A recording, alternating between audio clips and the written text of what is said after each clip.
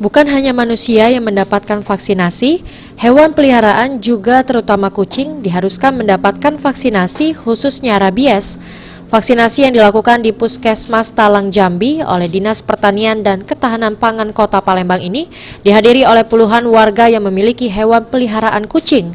Sebelum divaksin oleh dokter hewan, kucing terlebih dahulu jalani pemeriksaan, diantaranya berat badan, suhu tubuh, serta pemeriksaan denyut jantung. Setelah dipastikan kondisinya sehat, barulah kucing pun divaksinasi.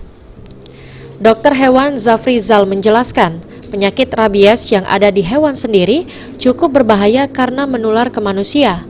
Oleh karenanya sangat diperlukan hewan peliharaan untuk divaksinasi. Hewan menular yang menular dari orang ke manusia, seperti apa yang disampaikan Pak Kadis tadi, itu penyakit skabies, itu kan nular ke orang. Yang kedua rabies, ya kan. Nah, ini yang untuk di hewan kesayangan, dan banyak sekali penyakit hewan di kesayangan yang bisa menular ke manusia. Sehingga untuk itu kalau kita manusia mau sehat, tentu hewannya harus sehat.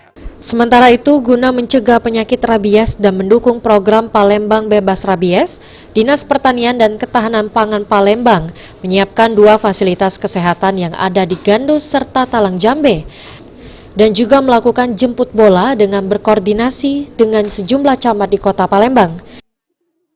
Itu sekarang 2, ya, 1 di Gandus, yang kedua yang di sini. Memang jauh-jauh jaraknya, ya. Ya kita ya kalau memang yang sebagusnya lebih dari itu, tapi kan keterbatasan, ya pertama SDM-nya, yang kedua memang belum ada fasilitasnya.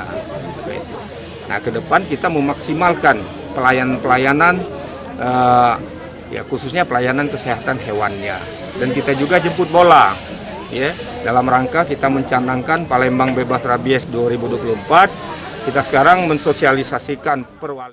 Sejauh ini, Kota Palembang sangat konsen guna mewujudkan bebas rabies di tahun 2024 dengan menerbitkan perwali serta membentuk tim Satgas untuk mengamankan hewan liar.